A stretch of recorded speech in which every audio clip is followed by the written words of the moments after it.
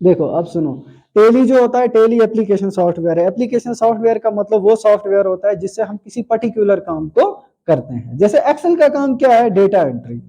Word का काम क्या है, वर्ड का काम है ऑफिस का कुछ काम वगैरह करना, छोटे मोटे पोस्टर वगैरह बना देना, ये किसका काम है, वर्ड का। इन पेज का काम क्या है, इन पेज का काम है उर्दू लिखना। अगर हमें उर्दू में पेपर वगैरह सेटअप करना है तो इन पेज में जाओ। तो पर्टिकुलर काम जैसे, तो टेली क्या है, टेली एक एप्लीकेशन सॉफ्टवेयर है। अब M3 जो है, M3 आपका टेली के बारे में ही है। आपको टेली सीखना है। टेली सॉफ्टवेयर क्या है, एप्लीकेशन सॉफ्टवेयर और सिस्टम सॉफ्टवेयर में फर्क ये होता है कि सिस्टम सॉफ्टवेयर पूरे सिस्टम को रन करने के लिए रेस्पॉन्सिबल होता है, जबकि जो हमारे पास टेली है ये किसी पर्टिकुलर काम के लिए होता है। जैसे कि आपको अगर पैसा किसी को ट्रांसफर करना है, आप किस पे जाओगे, आप जाओगे गूगल पे, एम पे जाओगे, है ना, किसी खास काम के लिए। ऐसे ही टेली भी एक एप्लीकेशन सॉफ्टवेयर है जिसका फुल फॉर्म क्या होता है, transaction is allowed in TALLY, Tally. ये है ना तुम्हारे पास TALLY, टेली। टेली का फुल फॉर्म क्या होता है, transaction is, very good, transaction is allowed, very good, allowed in a linear line yard। यानी कि ट्रांजैक्शन सबसे पहले क्या है ये समझो। ट्रांजैक्शन का मतलब होता है लेन देन।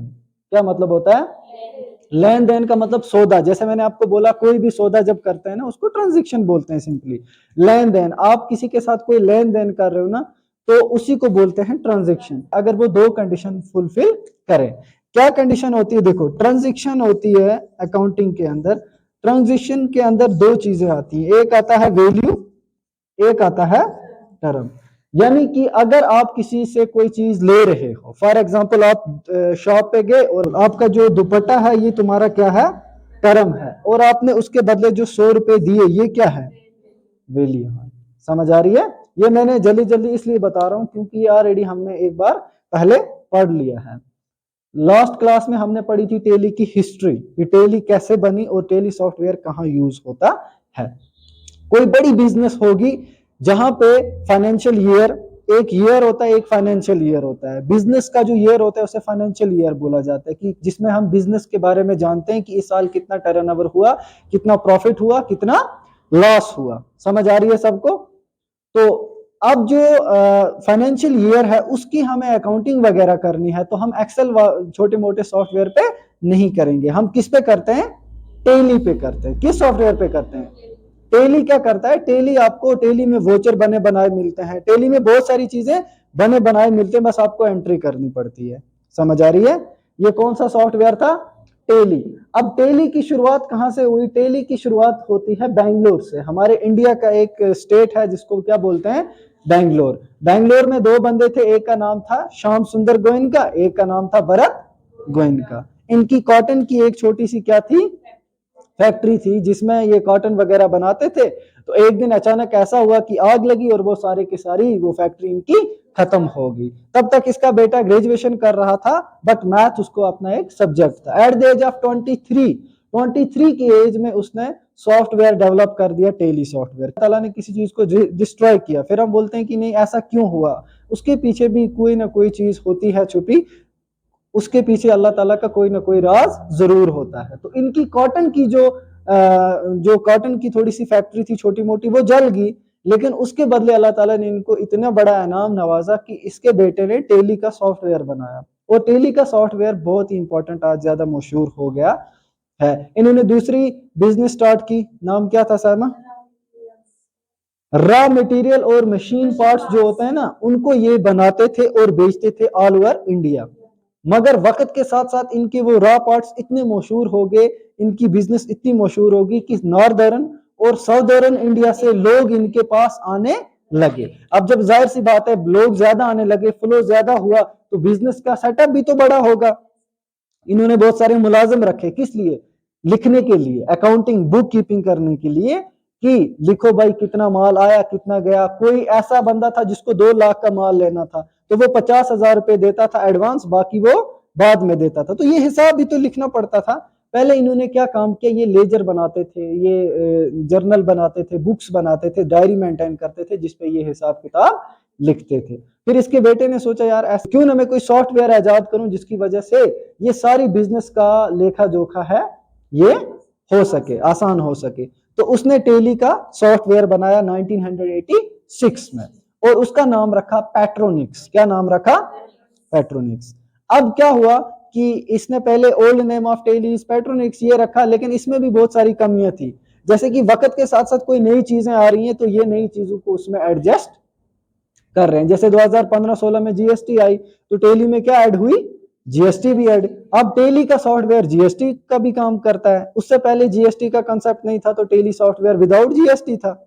तो लॉजिक को समझो, ऐसी बहुत सारी चीजें नई आई तो इन्होंने भी ऐड किया, लेकिन बहुत सारी कमियां थी। और हाँ, दूसरी कमी ये थी कि अगर टेली सॉफ्टवेयर कोई भी कंट्री मांगती थी, सॉफ्टवेयर तो बना दिया, जैसे व्हाट्सएप सॉफ्टवेयर है बनाया हुआ है, हमें चाहिए तो हम कहां जाएंगे? प्ले स्टोर पे, वहीं से डाउनलोड करेंगे ना। तब प्ले स्टोर से डाउनलोड करेंगे जब प्ले स्टोर पे किसी ने डाला होगा। जब डाला ही नहीं होगा तो प्ले स्टोर पे भी व्हाट्सएप नहीं मिलेगा। लॉजिक समझ आ रही है ना? तो यही बहाल हुआ टेली के साथ।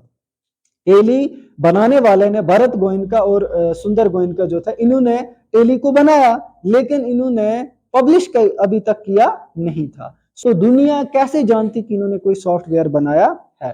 फिर इन्होंने अपनी एक वेबसाइट डेवलप की जिस वेबसाइट का नाम क्या था? Tally Solutions. मैंने आपको ये बताया है कि टेली सॉल्यूशन आप गूगल पे जाके सर्च करो, क्रोम से कहीं से भी कोई भी ब्राउजर का यूज करो और वहां पे जाके टेली सॉफ्टवेयर डाउनलोड कर लो। मगर किस साइट के थ्रू करना? साइट होती है वेबसाइट। कौन सी वेबसाइट है? www.teli very good टेलीसॉल्यूशंस.com। वहां से आप डाउनलोड करो, टेली आपको मिल जाएगी। और टेली पे आप अकाउंटिंग का काम बड़ी आसानी के साथ कर सकते हैं। फ्यूचर में बिजनेसमैन बनना किसका शौक है? सबका शौक है। तो बिजनेस का जो भी लेखा जोखा है किस पे करोगे आप? टेली पे करोगे। यानी कि कितनी चीजें आई बिजनेस में, कितनी चीजें गई, कहां से घाटा हुआ, कहां से फायदा हुआ, वोचर लिखना, रिसेप्ट वगैरह सारा जितना भी किस पे होता है? टेली पे होता है। तो टेली सॉफ्टवेयर किसके लिए लगता है? सिंपली समझो बिजनेस के लिए लगता है, जिनके पास बिजनेस। फिर मैंने इसके बताया आपको टैप्स, अगर याद होगा। तो टैप्स पे आज नहीं जाएंगे क्योंकि लंबा हो जाएगा। टाइप इसके बहुत सारे बताए कि कौन कौन से इसके टाइप हैं और हम कौन सी यूज कर रहे हैं। इस लैब में कौन सा टेली है? Tally ERP. ठीक है, हम यूज कर रहे हैं टेली ईआरपी। और टेली विदाउट लाइसेंस के हमें मिलता नहीं है और हम यूज भी नहीं कर सकते विदाउट लाइसेंस। हाँ, हम विदाउट लाइसेंस टेली को यूज कर सकते हैं। कैसे कर सकते हैं? Use in education mode. हमें किसमें यूज करना है? एजुकेशन मोड जब रखते हैं ना तो टेली को खुद पता चल जाता है कि भाई मुझे कोई यूज कर रहा है बच्चों को पढ़ाने की खातिर। उसमें भी कुछ डेट्स ऑन रहती हैं, ज्यादा डेट्स ऑन नहीं रहती है। अगर आप continuously day 1, day 2, day 3, day 4 ऐसे आप एंट्रीज करते हो तो टेली सॉफ्टवेयर खुद समझ जाता है कि ये कोई बिजनेसमैन है और ये एजुकेशन मोड की आड़ में क्या कर रहा है? बिजनेस का यूज कर रहा है, तो वो आपको एलो नहीं करेगा। इसलिए एजुकेशन मोड में भी कुछ डेट टेली में दिए हुए हैं। अभी मैं थोड़ा सा टेली आपको दिखाऊंगा इस टॉपिक के बाद प्रैक्टिकली कि टेली में क्या करना पड़ता है। सबसे पहले टेली को जब ऑन करते हैं ना तो सबसे पहले हमें कंपनी बनानी पड़ती है। क्या बनानी पड़ती है? कंपनी। विदाउट कंपनी हम लेजर वगैरह कुछ बना नहीं पाएंगे। पहले हमें कंपनी सेटअप करनी है कि तुम्हारी कंपनी का नाम, जैसे खान इंटरप्राइजेस, वानी इंटरप्राइजेस है ना, बहुत सारे नाम। ऐसी कंपनी का नाम बनाना पड़ता है, कैपिटल अकाउंट वगैरह सारा कुछ। मगर हम यूज करेंगे इन्हें एजुकेशन मोड। अगर लाइसेंस की बात करें, अगर लाइसेंस लेना है तो एटलीस्ट 22,000 रुपए तक आपकी टेली का लाइसेंस मिलता है। क्लियर इतना? अब हम आते हैं टेली के अंदर। ये जो बुक है इसके अंदर जो इंपॉर्टेंट टॉपिक हैं जो एग्जाम पॉइंट ऑफ व्यू से पूछे जाने वाले हैं। सबसे पहला टॉपिक है book keeping, accounting and accountancy. ये तीनों में फर्क होता क्या है? और ये तीनों को लोग एक ही समझ लेते हैं, दरअसल ये एक नहीं है। अब हम आते हैं अपने असली टॉपिक, आज के टॉपिक पे। Book keeping, accounting, accountancy. Last time भी आया था what is mean by book keeping, what is difference between book keeping and accounting. तो एक एक करके तीनों समझते हैं। और आज का क्लास इतना ही है कि इन तीनों टॉपिक्स को समझ लो क्योंकि ये हर जगह पूछे जाते हैं और इसमें लोग ज्यादा कंफ्यूज होते हैं। अकाउंटिंग क्या होती है और अकाउंटेंसी क्या होती है? समझ आ रही है ना? तो लिख कर मैंने बता दिया। सबसे पहले अगर बात करें बुक कीपिंग को, देखो मैं आपको एक सिंपल लॉजिक बताऊं। जब टेली नहीं बना था, जब टेली सॉफ्टवेयर नहीं बना था, तब हमारे पास हम गिनती कैसे करते थे? ये लॉजिक है, सिंपल, आप भी बता दो कैसे करते थे। वेरी गुड, कॉपियों पे करते थे ना। घर में भी आपका छोटा मोटा अगर कोई बिजनेस चल रहा है, छोटा मोटा घर में बिजनेस चल रहा है, आपको फादर बोलता है बेटा आज हमारी कंपनी में इतना पैसा आया है और इतना गया है, जरा बेटा इसका बनाओ। आप क्या करते हो? कॉपी उठाते हो, बनाते हो, इतना आया और इतना गया, यही होता है ना। ये लेकिन ये कौन सा, ये ट्रेडिशनल दौर में, बहुत पुराने वक्त में आप ऐसा करते थे। बट आज ऐसा, आज अगर किसी को अकाउंटिंग नहीं आती है, टेली नहीं आती है, तो वो एक्सेल में भी ये काम कर सकता है। जैसे आपको मैंने पढ़ाया है एक्सेल में सेल्स रिपोर्ट वगैरह सारे, उसमें मैंने आपको ये बताया था कि किस तरह से आपको बिल एंट्री करनी होती है, जीएसटी कैसे निकाल, वहां से तो आप इजीली कर पाते हो। यानी कि आज हम डिजिटली भी इस काम को करते हैं। लेकिन पहले जमाने में, आज भी, पहले जमाने को छोड़ो, आज के दौर में भी जो लोग डिजिटली नहीं कर पाते हैं, कंप्यूटर जिनको नहीं आता है, मतलब उनको एक्सेल की नॉलेज, तो उससे पहले क्या करते हैं वो लोग, जिनको नहीं आता है, वो कॉपी पे आज भी मेंटेन करते हैं। आप लोगों ने एडमिशन इस कंप्यूटर सेंटर में नहीं की थी, पहले क्या करते थे आप? कॉपी पे ही करते थे ना। अब अगर आपके पास लैपटॉप है तो किस पे करोगे? एक्सेल पे करोगे, है ना। तो जितना भी काम होता है बिजनेस का, जितना पैसा आया, जितना पैसा गया, पैसा कहाँ पे लगा, क्या हुआ, ये सारे का सारा किस में होता है? टेली सॉफ्टवेयर में होता है। लेकिन जो वो पहला दौर था जिसमें हम क्या करते थे, कॉपियां मेंटेन करते थे, उसको बोलते हैं बुक कीपिंग। लॉजिक समझ आया? इतना मैंने इसीलिए बताया कि पहले आप ये समझो कि बुक कीपिंग होता क्या है। तो बुक कीपिंग आज भी हम करते हैं। इन फाइनल अकाउंट्स को बनाने के लिए पहले बुक कीपिंग का ही शुरुआत करते हैं। देखो, हम सोचते हैं कि बुक कीपिंग करना बड़ा आसान है, और बुक कीपिंग जो है वो हम भी कर सकते हैं। डायरी मेंटेन करना बिजनेस की, ये वो डायरी नहीं है जिसमें आप अपने ख्यालात लिखते हो, शायरियां लिखते हो, ये वैसी डायरी नहीं होती है। बुक कीपिंग वो मेथड होता है जिसके जरिए आप बिजनेस का लेखा जोखा लिखते हो, किस पे? कॉपी, अपनी डायरी पे। वो डायरी अलग होती है, उन डायरियों के कुछ नाम होते हैं। जैसे कि इसमें एक डायरी आती है, जैसे सबसे पहले हम मेंटेन करते हैं जर्नल। एक बुक होती है जिसको मेंटेन करना पड़ता है बिजनेस के अंदर, जिसको नाम क्या होता है? दूसरी होती है लेजर। क्या होती है? लेजर। आपने नाम सुना होगा खाता बुक, ऐसा सुना है? दुकानदार आज भी यूज करते हैं। जब आप जाते हो दुकान वाले के पास, मेरा कितना हुआ, वो बोलता है जरा खाता बुक लाओ, है ना। ऐसा होता है ना। क्या वो बिजनेस आपने मेंटेन करता है कि कितने के पास मेरे कितने पैसे हैं, किस बंदे के पास कितने रुपए हैं, उन पैसों को जमा करता है, तभी तो उसकी बिजनेस ग्रोथ होती है। जो वो पहली बिजनेस में सबसे पहली डायरी मेंटेन करता है, एक बड़ी बिजनेस में भी सबसे पहली डायरी जिसको मेंटेन की जाती है ना, उसका नाम होता है जर्नल। क्या नाम होता है? उसके बाद इस डायरी का जो डेटा होता है, इसको ट्रांसफर किया जाता है किसमें? लेजर में। दूसरी डायरी का नाम क्या रखा फिर? समझ आ रही है ना। तो ये जो डायरी मेंटेन करने का काम था पुराने दौर का, इस पूरे मेथड को क्या बोलते हैं? Book keeping. आज बुक कीपिंग को थोड़ा सा एडवांस कर दिया है। बुक कीपिंग आज भी होती है, बट वो पुराने जमाने की 5 रुपए वाली कॉपी पे नहीं होती है। आज स्पेशल डायरी उसके लिए होती है। मार्केट में जाओ, बोलो मुझे जर्नल एक चाहिए, लेजर एक चाहिए, तो वो आपको लेजर दे देंगे। पहले रूल ये होता है, इसमें रूल ये है बुक कीपिंग में, कि पहले आपको जर्नल मेंटेन करनी है, फिर जर्नल का डेटा आपको ट्रांसफर किसमें करना पड़ता है? लेजर में। आगे समझ पहले। अब समझते हैं कि बुक कीपिंग तो समझ आ गई आपको। अब समझते हैं बुक कीपिंग और अकाउंटिंग में सबसे बड़ा फर्क क्या है। देखो, पहला मैंने क्या बोला, पहला पॉइंट इस पे समझो, क्या है? रिकॉर्ड। आपने बिजनेस स्टार्ट कर दी, तो बिजनेस ऐसे ही थोड़ी स्टार्ट होगी जब तक आप बिजनेस के लिए कोई चीजें, मशीनें, पार्ट्स वगैरह नहीं लाओगे। देखो, इंटरनेट जो था टॉपिक हमारा खत्म हो गया, जिसमें आप ज्यादा कंफ्यूज थे, ये यूआरएल क्या होता है, ये वो, अब बिल्कुल इजी है। थोड़ा सा टफ रहेगा अकाउंटिंग भी, मगर इतना टफ नहीं, मैं आपको इजीली बता दूंगा, इजी करके। ठीक है। तो क्या है अकाउंटिंग, क्या है इसमें बुक कीपिंग वगैरह, नॉर्मल ऑप्शन है, ये वो यूआरएल वगैरह नहीं है, इसलिए पूरा फोकस इसी पे रखना। तो difference between book keeping and accounting समझो, उसके बाद समझते हैं अकाउंटेंसी। सबसे पहला समझो रिकॉर्ड। यानी कि बुक कीपिंग सबसे पहले क्या होता है? रिकॉर्ड मेंटेन करना। किसका? बिजनेस का। यानी कि बिजनेस आप जब स्टार्ट करते हो ना, तो ऐसे ही अचानक एक ही दम से थोड़ी स्टार्ट कर देते हो। बिजनेस में आप क्या करते हो? धीरे धीरे हर एक चीजों को स्टार्ट करते हो। पहले आप कहीं से कोई चीजें लाते हो, मतलब जो जो चीजें बिजनेस में जरूरत पड़ती हैं आप उन चीजों को लाते हो, यही होता है ना। फिर उसका हिसाब किताब जो लिखते हैं कि मैंने इतनी चीज खरीदी, सबसे पहली मशीन कितने रुपए में खरीदी, रिकॉर्ड मेंटेन करोगे ना।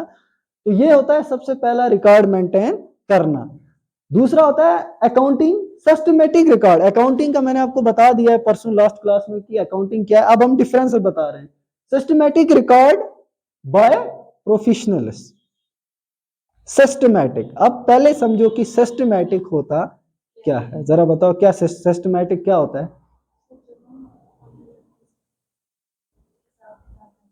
देखो सिस्टमैटिक का मतलब होता है एक के बाद एक, एक के बाद एक, विद स्टेप्स। स्टेप्स को हम फॉलो करते हुए जिस काम को करते हैं उसको क्या बोलते हैं, सिस्टमैटिक।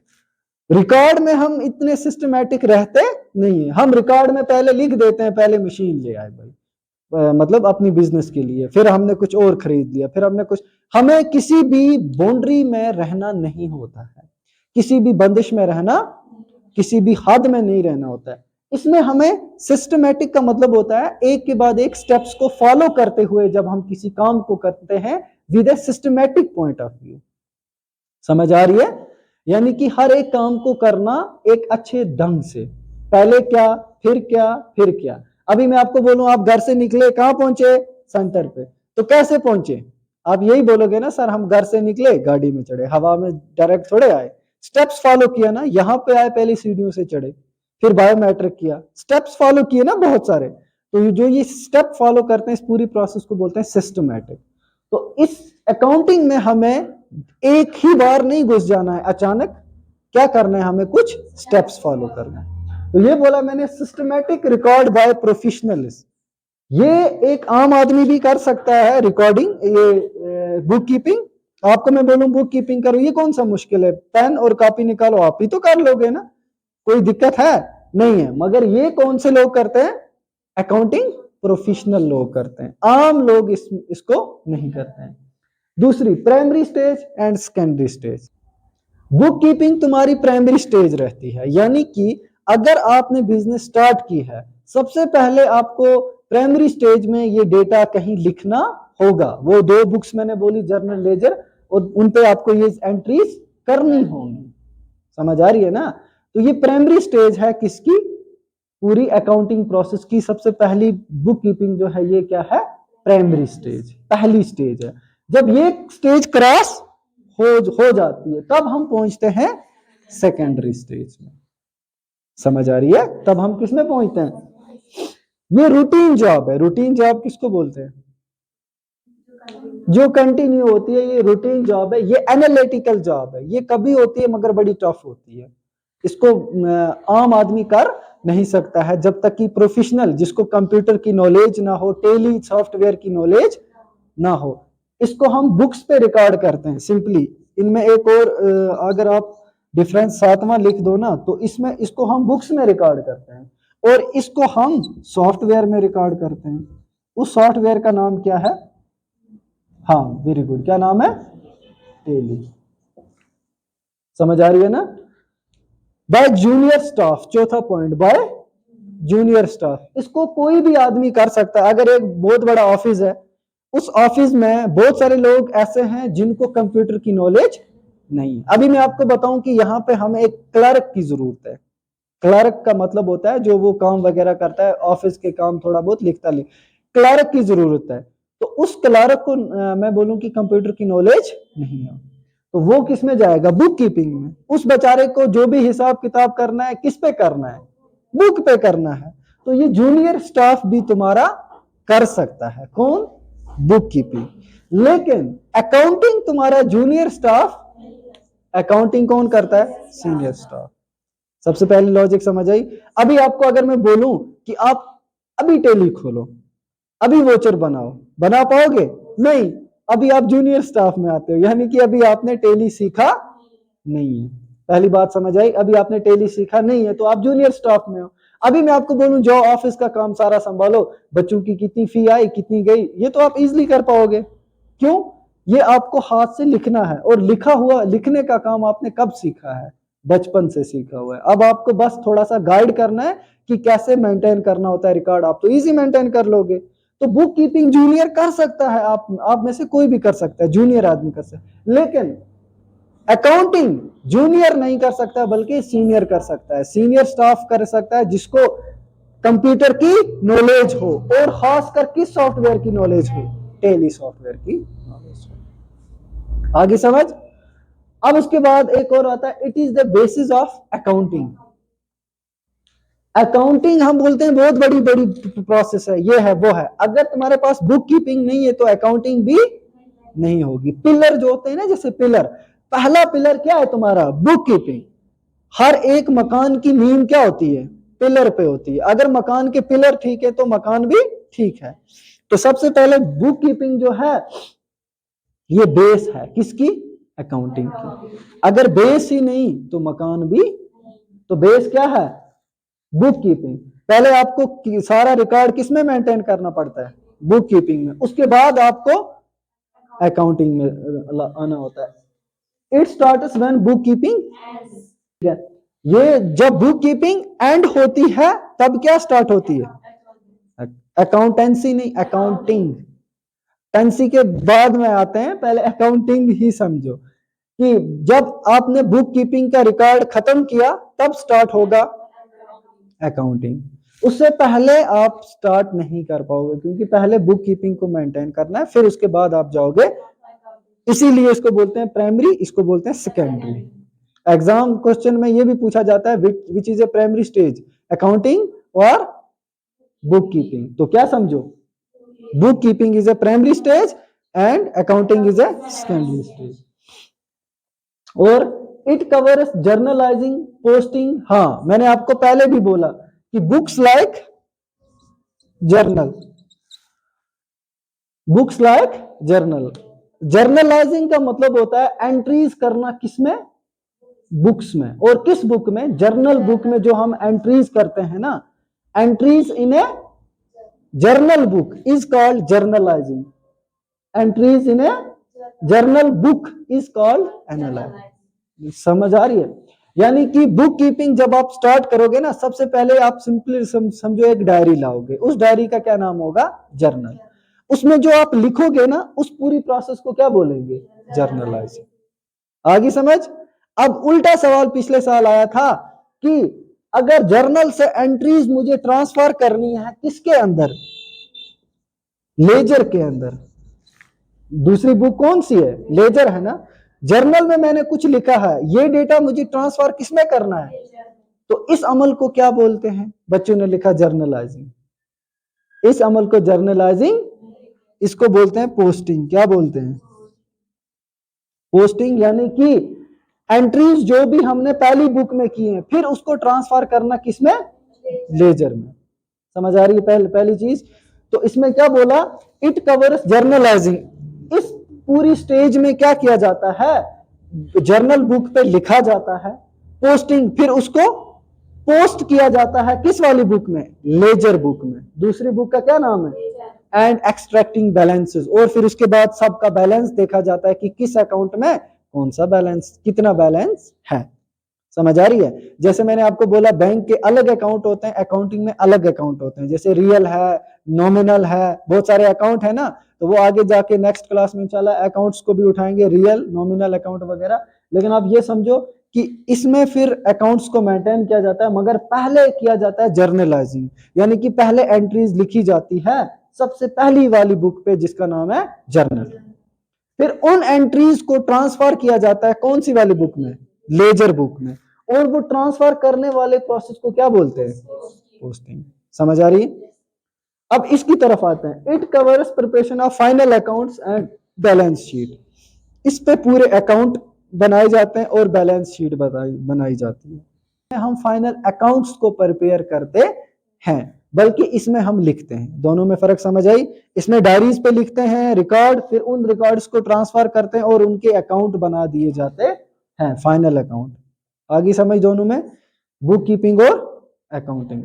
अब आते हैं अकाउंटेंसी की तरफ। देखो, अकाउंटेंसी को पहले देखेंगे नहीं, अकाउंटेंसी को ऐसे ही समझाऊंगा मैं सिंपल टर्म एक में। अभी मैंने आपको बोला कि मुझे बिजनेस है एक मेरी है और मुझे उसमें एक अकाउंटेंट की जरूरत है। बिजनेसमैन को अपने सामने कौन रखना पड़ता है? अकाउंटेंट, जो क्या करेगा, उसकी बिजनेस को संभालेगा, कितना फायदा कितना नुकसान क्या हुआ सारा ये लिखेगा ना। तो मुझे एक अकाउंटेंट की जरूरत है। आप बोलो कि सर वो अकाउंटेंट क्या होना चाहिए, प्रोफेशनल होना चाहिए या जूनियर होना चाहिए, सीनियर या कि जूनियर? मैं बोलूंगा वो होना चाहिए सीनियर। इतनी समझ आई? तो आपके मन में क्या आएगा? सीनियर है तो उसको क्या नॉलेज होनी चाहिए? किस सॉफ्टवेयर की? टेली से हम अकाउंटिंग करते हैं, टेली सॉफ्टवेयर की नॉलेज होनी चाहिए। इतना लॉजिक समझ आया? लेकिन उस बंदे ने जो ये सॉफ्टवेयर की नॉलेज है, ये टेली की नॉलेज, ये कहीं से तो सीखी होगी ना। समझ आ रही है? और जो इसकी नॉलेज है उसी को बोलते हैं अकाउंटेंट्स। अभी आपको मैं बोलूं बुक कीपिंग करो या अकाउंटिंग करो, आप डायरेक्ट करोगे बुक कीपिंग। क्यों? क्योंकि आपको टेली सॉफ्टवेयर की नॉलेज अभी तक। अब अगर मैं आपको सिखाऊंगा अभी कौन सी नॉलेज? टेली की, तो इट मीन्स आपने अकाउंटेंसी कंप्लीट कर दी है। अगर किसी ने अकाउंटेंसी कंप्लीट की है तो वही अकाउंटेंट बन सकता है और अकाउंटिंग कर सकता है। तो आप बोलो मां कौन है और बेटा कौन है? अकाउंटेंसी की अकाउंटिंग? वेरी गुड, अकाउंटेंसी मां है। विदाउट अकाउंटेंसी, विदाउट नॉलेज आप टेली सॉफ्टवेयर को कैसे ऑपरेट करोगे? कर पाओगे? नहीं कर पाओगे ना, जब तक कि उसकी नॉलेज आपको नहीं हो। मैं आपको बोलता हूं, आपको किसी जगह फॉर्म लेके जाते हो, बोलते हो सर मुझे एडजस्ट कर लो, मुझे कंप्यूटर आता है। तब आता है जब आपने कंप्यूटर सीखा है, और जो वो सीखा है उसी को क्या बोलेंगे? अकाउंटेंसी। समझ, ये कंप्यूटर के सीखने को अकाउंटेंसी नहीं बोलते, मैं एग्जांपल दे रहा हूं। जो अकाउंटिंग की नॉलेज होती है, अकाउंटिंग की नॉलेज की कैसे करनी है। अभी आपको मैं बोलूं एसेट बताओ, अभी आपको मैं बोलूं ये मुझे बताओ नॉमिनल अकाउंट बताओ, पता है? नहीं है। जब आप ये सीखोगे तो इट मीन्स कि आपने अकाउंटेंसी कंप्लीट, तब आप क्या कर पाओगे? कंप्यूटर की नॉलेज है, सीखी है, तब आप कंप्यूटर को ऑपरेट। ये होता है फॉर एग्जांपल कंप्यूटर की नॉलेज। ये क्या होती है? कंप्यूटर की नॉलेज। और जब ये आपको मिल जाती है तब आप क्या ऑपरेट करते हो? कंप्यूटर। अकाउंटिंग ठीक बोला आपने, लेकिन मैं एग्जांपल अभी कंप्यूटर की दे रहा हूं। अब भाई आपको मैं बोलूं कंप्यूटर चलाओ, नहीं चला पाओगे, है ना? तो अगर आपने कंप्यूटर सीखा है तो क्या करोगे? कंप्यूटर की नॉलेज आपको पहले लेनी है, उसके बाद क्या करोगे? कंप्यूटर को ऑपरेट करोगे, कंप्यूटर चलाओगे। यही होता है कि अकाउंटेंसी और अकाउंटिंग में जमीन आसमान का फर्क है। अकाउंटेंसी होती है नॉलेज ऑफ अकाउंटिंग। पहले आपको अगर ये ना हुई तो आप ये नहीं कर सकते हो। तो ऊपर क्या लिखा था मैंने? पहला पॉइंट इसमें स्टडी ऑफ, जो ये सारा अमल है कैसे अकाउंटिंग होती है। फॉर एग्जांपल अभी मैंने इतनी बातें की, मैं आपको कहूं कि मैं फ्यूचर में एक बिजनेस स्टार्ट कर रहा हूं और मुझे उसमें अकाउंटेंट की जरूरत है। मुझे उस अकाउंटेंट की जरूरत है जो सीनियर हो, उस अकाउंटेंट की भी जरूरत है जो जूनियर हो। तो आपके मन में क्या आएगा? मुझे बुक कीपिंग करनी है। अगर आपको पूरा कंप्यूटर नहीं आता है ना तो क्या बोलोगे मुझे? तो आप क्या बोलोगे? सर मुझे नहीं आता है, मैं लिखूंगा ही। तो मैं आपको किस पे रखूंगा? अगर आपको आता है, आपको अकाउंटेंसी ये पूरी नॉलेज आती है, तो मैं आपको किस पे रखूंगा? अकाउंटिंग पे, क्योंकि आपको ये प्रोसेस सारी आती। तो इन सब की नॉलेज को गेन करना कि अकाउंटिंग कैसे होती है, अकाउंट कैसे बनते हैं, अकाउंट बैलेंस कैसे देखा जाता है, समझ आ रही है? ट्रायल बैलेंस कैसे बनाया जाता है, बैलेंस शीट कैसे बनाई जाती है, पार्टनरशिप अकाउंट कैसे होते हैं, मतलब ये सारी नॉलेज अगर आपको है तो इट मीन्स कि आप अकाउंटिंग के काबिल हो, अकाउंटिंग कर सकते हो। तो पहला ये है स्टडी ऑफ अकाउंटिंग। इन सब को पढ़ना अकाउंटेंसी कहलाता है। दूसरा है accounting depends on the rules and policies framed by the accountancy. Accounting को वो सारे रूल फॉलो करने पड़ते हैं जो किसने फ्रेम किए होते हैं? समझ आ गई? Accounting depends on the rules. Accounting जो ये वाली प्रोसेस है ना, सारी जो भी है, बुक कीपिंग है, अकाउंटिंग है, इस सारी प्रोसेस को किस पे डिपेंड रहना पड़ता है? रूल्स पे। और किन रूल्स पे? Rules and policies. किन रूल्स एंड पॉलिसीज पे? जो फ्रेम की जाती है किसके थ्रू? वेरी गुड, किसके थ्रू? तो अकाउंटेंसी क्या है? नॉलेज है पूरी, विदाउट इसके आप कुछ भी नहीं कर पाओगे। अब आते हैं तीसरा, accountancy is the knowledge of accounting. ये तो मैंने पहले भी बोला कि अकाउंटेंसी जो है ये किसकी नॉलेज है? अकाउंटिंग की। हैनिस, वेरी गुड, ये इस पे डिपेंड नहीं है। हम बोलते हैं ना हम किसी पे डिपेंड है, कोई हम पे डिपेंड है। कोई बोलता है मैं सेल्फ इंडिपेंडेंट हूं, मैं किसी पे डिपेंडेंट, दुनिया में कोई ऐसा इंसान नहीं है जो ये बोलता है कि मैं किसी पे डिपेंडेंट नहीं। मैं बोलूं मुझे सब कुछ आता है लेकिन मुझे टेलर काम नहीं आता, दर्जी के पास फिर भी जाना है कपड़ों की खातिर, है ना। अब कोई बोलता है मैं ऑलराउंडर हूं, मुझे सब काम आता है, लेकिन सब काम नहीं आता, कोई ना कोई काम उसको नहीं आता होगा। कोई होता है जो साइंस के फील्ड में बहुत अच्छा होता है क्योंकि उसको साइंस की नॉलेज होती है, आर्ट्स का उसको पूछे नहीं आएगा। कोई होता है जिसको आर्ट्स की अच्छी होती है, साइंस का नहीं पता होता है। तो एक दूसरे पे डिपेंडेंट हम हैं, इसीलिए सोसाइटी चलती है। अगर हम सेल्फ डिपेंडेंट बन जाएंगे ना कि हमें सब कुछ आता है, तो सोसाइटी में हम कभी सोसाइटी को रन भी नहीं कर पाएंगे। समझ आ रही है? हम एक दूसरे पे डिपेंडेंट है। तो यहां पर भी यह है कि अकाउंटेंसी जो है ये नॉलेज है पूरी अकाउंटिंग की। अगर ये नहीं है तुम ये कुछ भी नहीं कर पाओगे, ना बुक कीपिंग ना अकाउंटिंग, है ना। इसीलिए accountancy does not depend upon accounting. Accountancy को इसकी जरूरत नहीं है, इस पे डिपेंडेंट नहीं है, क्योंकि ये खुद एक बहुत बड़ा समंदर है। समझ आ रही है? Accountancy is the wider concept. Last point है, accountancy is the while as accounting is the part of accounting is the part of accountancy। Wider concept और नैरो कंसेप्ट, दो तरह के कंसेप्ट होते हैं। एक होता है नैरो यानी कि बिल्कुल छोटा, वाइडर बहुत बड़ा, ब्रॉडर, ब्रॉडर भी बोल सकते हैं। समझ आ रही है? और अकाउंटिंग जो है ये इसका एक छोटा मोटा पार्ट है। समझ आ रही है? कोई आके बताएगा अभी टेली सॉफ्टवेयर के बारे में? बोलो। जो बेंगलोर में बनाया गया था। टेली की फुल फॉर्म है transactions allows in a linear line yard. इसके जो इम्पोर्टेंट रहते हैं वो रहते हैं वैल्यू एंड टर्म। वैल्यू होता है जो हमारे मतलब पैसे होते हैं, वो हमारा वैल्यू रहता है, और जो टर्म है वो हमारे थिंग्स रहते हैं, कोई चीज़ जो हम खरीदना चाहते हैं। तो बेंगलोर में ये बनाया गया है जिसका और भारत गोविंद का।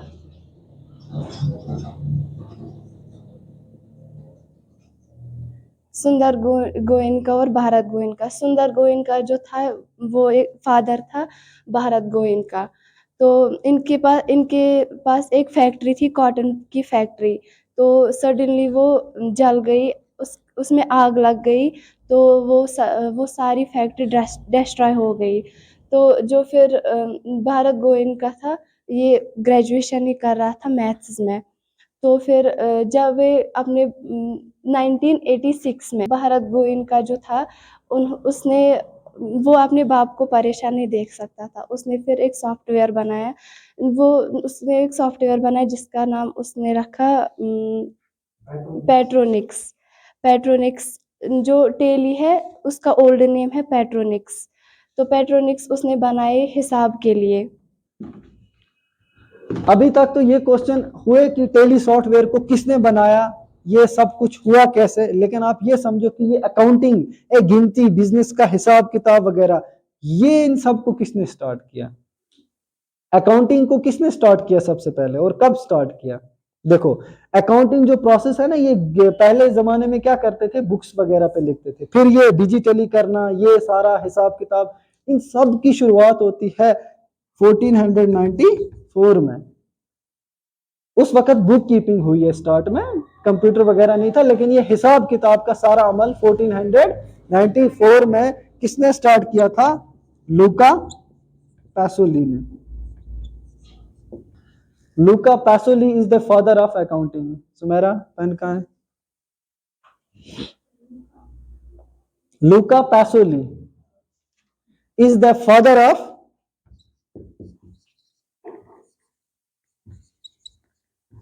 Father of accounting. और ये कहां से था? ये इटली से था। कहां से था? इटली से था।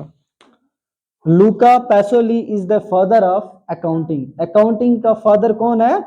लूका पैसोली। लेकिन यानी कि लूका पैसोली से पहले लोग ये अकाउंटिंग को नहीं समझते थे कि अकाउंटिंग क्या होती है, कैसे की जाती है अकाउंटिंग, हमें कैसे trial balance, double entry system क्या था, इसने डबल एंट्री सिस्टम को भी लाया था लूका पैसोली ने। तो ये कैसे होती है, मतलब अकाउंटिंग हमें कैसे करनी चाहिए, इससे पहले कोई भी कंसेप्ट, इसने कंसेप्ट सबसे पहले अकाउंटिंग का दिया, डबल एंट्री सिस्टम का दिया। इसने बहुत सारी अकाउंटिंग की फील्ड में, अगर किसी बच्चे का इकोनॉमिक्स है यहाँ, वो ये समझ पाएगा कि अकाउंटिंग में लूका पैसोली का क्या रोल होता है। लूका पैसोली ने बहुत सारे टर्म्स को लाया, इसलिए इसको फादर ऑफ अकाउंटिंग बोलते हैं। और ये कहां से था? इटली से था। मदर ऑफ अकाउंटिंग का नाम है सूलिन। सूलिन is the mother of accounting. आज जितना जल्दी हो सके हम सिलेबस को कवर करने की कोशिश करेंगे। कल मैंने आपको एक टर्म बोला था कि एसेट क्या होता है। एसेट याद है? एसेट क्या होता है? एसेट और लायबिलिटी, अकाउंटिंग में दो टर्म आते हैं, एसेट एंड लायबिलिटी।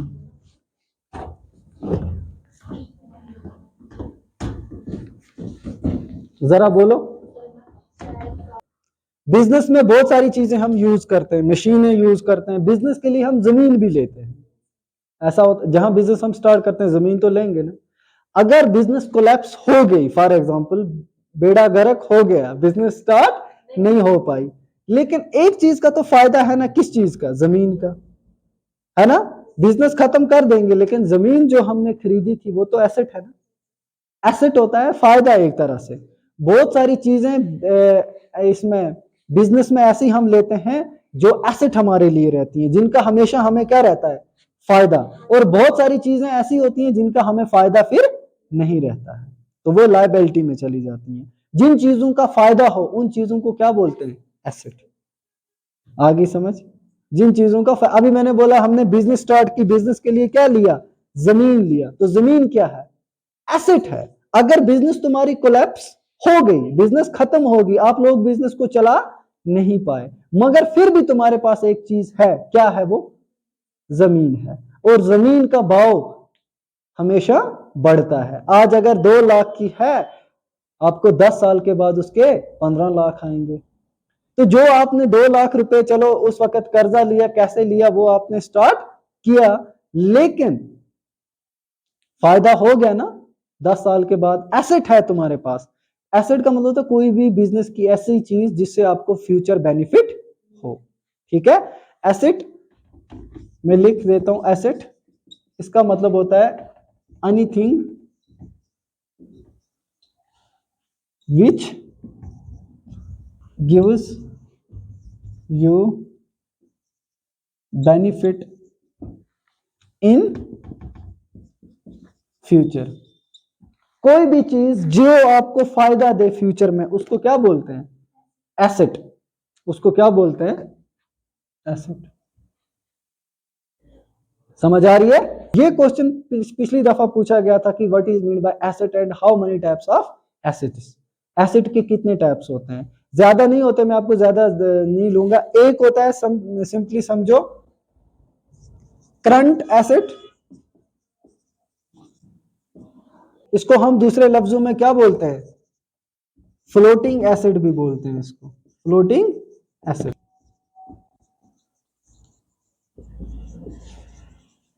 तीसरा होता है जैसे 1 2 3 टेंजिबल एसेट। Tangible asset. चौथा क्या होता है?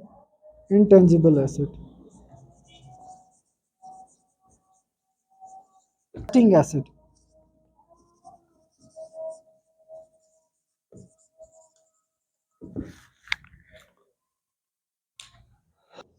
सबसे पहले समझो एसेट, जो मैंने आपको बोला, कोई भी चीज बिजनेस में ऐसी हमारे पास होती है जो हमें फ्यूचर में फायदा दे, उस चीज को हम क्या बोलते हैं? एसेट। शब्द समझ आ रही है? क्या बोलते हैं? एसेट। अब एसेट के भी डिफरेंट टाइप्स होते हैं। पहला होता है करंट एसेट, दूसरा होता है नॉन करंट। देखो, करंट एसेट वो एसेट होता है जिसका फायदा हमें विद इन ए ईयर मिल जाए। With in a year. एक साल के अंदर ही हमें उसका फायदा मिल जाए तो क्या है? Current asset. देखो कैसे, फॉर एग्जाम्पल आप यहाँ पे कंप्यूटर सीख रहे हो, 1 ईयर डिप्लोमा आपका हो गया, आप निकले, अगले 1 साल के अंदर अंदर आपको कंप्यूटर की ही जॉब मिलेगी। यानी कि जो आपने सीखा ये तुम्हारा क्या था? Current asset, non current. अगर 1 साल के बाद मिले, 2-3 साल के बाद, तब समझो कि ये तुम्हारा अपोजिट हो गया ना। ये विद इन 1 ईयर, 1 साल के अंदर किसी चीज, आपको किसी चीज का फायदा मिल जाए तो वो तुम्हारे पास क्या है? करंट एसेट है। कंप्यूटर आपने सीखा, ये भी क्या है? एसेट है तुम्हारे पास। बहुत सारे लोग ऐसे हैं जिनको कंप्यूटर चलाना तक, आप लोग तो बहुत आगे निकल गए हो, ऐसे लोग हैं जिनको कंप्यूटर का माउस तक हिलाना नहीं आता है। तो कंप्यूटर सीखा है, क्या है? एसेट है। मैं ज्यादा बड़ी एग्जांपल नहीं दे रहा हूं, सिंपल दे रहा हूं। ये क्या है? एसेट है। अगर तुम्हें 1 साल के अंदर इसका फायदा मिल गया, आपने इससे पैसे कमाने स्टार्ट कर दिए, तो करंट एसेट है। विद इन अ ईयर, 1 साल के अंदर जिस चीज का फायदा मिल जाए बिजनेस में, वो तुम्हारी क्या होती है? Current asset. और ऐसी एसेट जिनको 1 ईयर से ज्यादा लगे, वो क्या होती है? Non current asset. Not a year, 1 साल के अंदर इस चीज का फायदा हम नहीं उठा सकते हैं, इनको क्या बोलते हैं? नॉन करंट एसेट बोल देते हैं। करंट एसेट वो एसेट जिसका फायदा, वो चीज जिसका फायदा 1 साल के अंदर मिल जाए, क्या होता है? Current asset. वो चीज जिसका फायदा 1 साल के अंदर ना मिले, 1 साल से फायदा मिलता है हर एक चीज का, कोई भी चीज आप बोलते हैं हम एजुकेशन हासिल करते हैं, आजकल जॉब नहीं मिलती, ग्रेजुएशन कर दी बेकार, नहीं, इसका भी फायदा है। एजुकेशन, हर एक चीज का दुनिया में फायदा है। तो आपने कोई चीज बिजनेस में खरीदी है, 1 साल के अंदर ही उससे आपने फायदा कमा लिया, करंट में चली गई, फिर उसको हम किस कैटेगरी में रखेंगे? करंट एसेट की कैटेगरी में, क्योंकि उस चीज ने आपको 1 साल के अंदर फायदा दिया। अब कोई चीज आपने बिजनेस में खरीदी जिसने 1 साल के अंदर फायदा, उसको फायदा उसने दिया 2 साल के बाद, मतलब टाइम लिया उसने, मगर 1 साल से ज्यादा, तो क्या हुआ? तीसरा होता है टेंजिबल एसेट। जरा ये बताओ क्या होता है? जिसको साइंस है वो टेंजिबल को आसानी से बता देगा। टेंजिबल, नॉन टेंजिबल क्या है? बोरी, ये चैप्टर ही नहीं था। टेंजिबल और नॉन टेंजिबल पढ़ा होगा आपने, अगर किसी का साइंस है। टेंजिबल होता है वो चीज जिसको हम छू सकते हैं। अब बोला हाँ याद है हमें। टेंजिबल वो चीज जिसको हम छू सकते हैं, इनटेंजिबल जिसको हम छू। एसेट वो चीज होती है जिस चीज को हम छू लेते हैं और हमें पता चल जाता है कि इस चीज का फायदा हमें मिलेगा। देखो टेंजिबल एसेट की एग्जांपल मैं देता हूं, लैंड। अब डिस्कशन करना बंद कर दो, पता है पढ़ा था, भूल गए थे कि लैंड, जमीन आपने खरीदी है, ठीक है, और जमीन एक ऐसी चीज है जिसको आप छू सकते हो। बोर्ड एक ऐसी चीज है जिसको मैं छू सकता हूं, है ना? तो ये क्या है? टेंजिबल एसेट है। समझ आ रही है? जिस एसेट को हम छू सकते हैं बिजनेस में, वो क्या होती है? टेंजिबल एसेट, और वो फायदा देगी ही देगी। अब सवाल आता है इनटेंजिबल, ये कौन सी चीज है जिसको हम छूते नहीं है बट फायदा देती है? ये कौन सी चीज है? इसका एक सिंपल एग्जांपल दो, जरा कोई समझाएगा? ऐसे अभी तो समझ चुके हो ना कि टेंजिबल क्या है, इनटेंजिबल समझा दो, गेस करो सारे ना। और कोई? देखो मैंने बिजनेस स्टार्ट की, छोटी मोटी बिजनेस, अब मैं चाहता हूं कि मेरी बिजनेस को लोग जाने, लोगों तक मेरी बिजनेस का पता चले, ठीक है? अभी बोलोगे ना हाँ हाँ, थोड़ा थोड़ा गैस आएगा आपको मैं क्या बोलना चाहता हूं। देखो मैंने बिजनेस स्टार्ट की, और कहां पे की? गांधरबल डिस्ट्रिक्ट में। किस जगह? एक बैकवर्ड एरिया गुंड में कर दिए, इसको कोई जानता नहीं है फॉर एग्जांपल। अब मुझे ये ग्लोबली इंट्रोड्यूस करवानी है। ग्लोबली का मतलब होता है पूरे इंटरनेशनल लेवल पे। वो विराट कोहली की बैट होती है, उसके ऊपर MRF लिखा होता है ना? दुनिया जानती है। MRF का नाम ले लो, बोलो हाँ ये बैट की फैक्ट्री, उसका फुल फॉर्म होता है MRF, मद्रास रबर फैक्ट्री। वो पहले क्या थी, फिर क्या थी, उसकी एक लंबी स्टोरी है, कभी सुनाऊंगा। आज वो बड़ी मशहूर है, ट्रेंडिंग में है ना? मैं फेमस हो जाऊंगा, मेरी शोहरत दूसरे गांव तक पहुंचेगी, दूसरे शहर तक पहुंचेगी, तो मेरी बिजनेस का क्या होगा? फायदा होगा ना। तो मैं क्या करूंगा, मैं वेबसाइट नहीं बनाऊंगा, ऑनलाइन भी नहीं जाऊंगा, मैं किसी ब्रांड एम्बेसडर, किसी बड़ी पर्सनैलिटी को ला के इंट्रोड्यूस करवाऊंगा।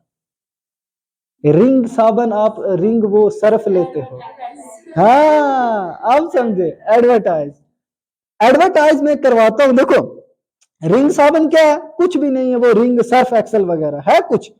अब उसका एडवर्टाइज कौन करता है, छोटा लड़का। ऐसे ही शाहरुख खान भी किसी चीज की एडवर्टाइज करता है, सिंपल यही समझो।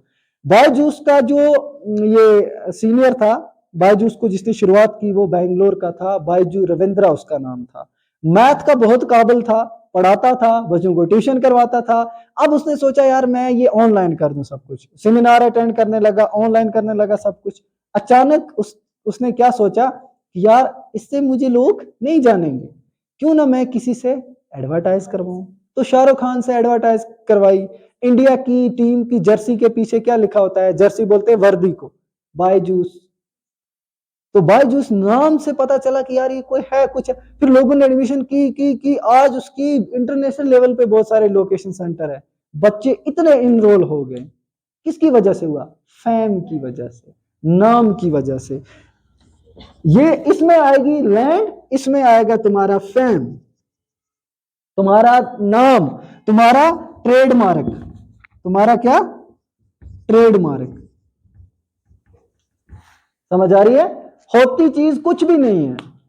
जो एडवर्टाइज करते हैं ना, उनको बिजनेस वाले पैसा देते हैं कि भाई मेरी, अभी देखो मैंने बोला आपको, मैं एग्जांपल देता हूँ, मेरी कोई कंपनी है, अब मैं चाहता हूं इसको मैं ग्लोबली लोगों से जानूं, लोग मुझे नहीं जानते हैं जितना शाहरुख खान को जानते हैं, यही है ना।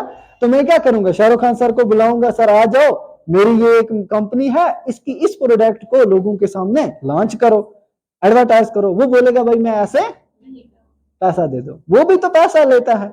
मैं अपने जेब से निकालूंगा बहुत सारा पैसा, ये मुझे लॉस तो होगा, वक्त पे मुझे नुकसान होगा। दे दिया मैंने किसको, शाहरुख खान को। शाहरुख खान ने क्या किया, वो पकड़ा, बोला जबरदस्त शॉट बना रहा हूं या कुछ भी, ये बहुत अच्छा है, इसको ले लो, कुछ उसने 2-3 वर्ड बोले, तो वो टीवी पे पब्लिश करवा दिया मैंने। लोगों ने देखा, लोगों ने सोचा अरे जिसका एडवर्टाइज शाहरुख खान करवाता है वो भी तो कुछ होगा। अब लोगों ने मेरी बिजनेस की वजह से उस चीज को नहीं खरीदा, शाहरुख खान की वजह से खरीदा। किसकी, उसके नाम की वजह से, फैम की वजह से। फैम बोलते हैं नाम को, फेमस होने को, या ट्रेडमार्क कभी किसी का लगा होता है, ट्रेडमार्क की वजह से भी चीजें बिक जाती हैं। तो मुझे क्या हुआ, जो शर्ट पहले, फॉर एग्जांपल मैं शर्ट बना रहा था अपनी काम फैक्ट्री में, और मेरी शर्ट एक महीने में कितनी बिकती थी, सिर्फ 30। जब शाहरुख खान ने पब्लिश किया, एडवर्टाइज किया, और एक महीने में मेरी 300 शर्ट बिकने लग गई। तो 30 से मैं किधर पहुंचा, 300 पे। 300 में से 30 माइनस कर दो, कितना बचा, 270।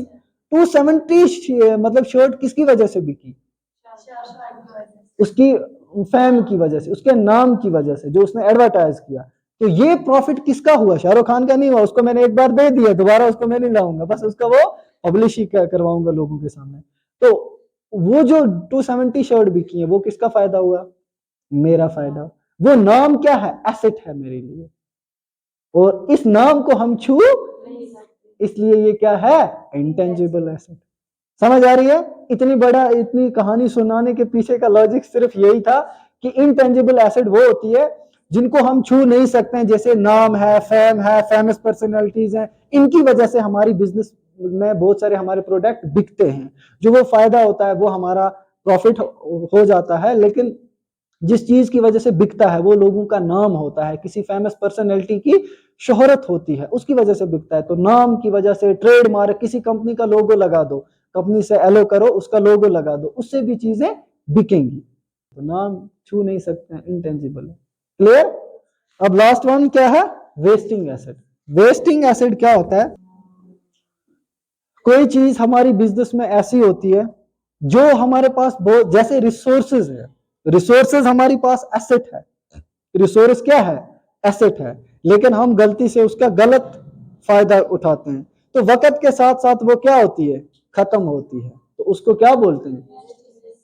समझ आ रही है, हांगुल जम्मू कश्मीर में ज्यादा पाया जाने वाला जानवर था, आज क्या है?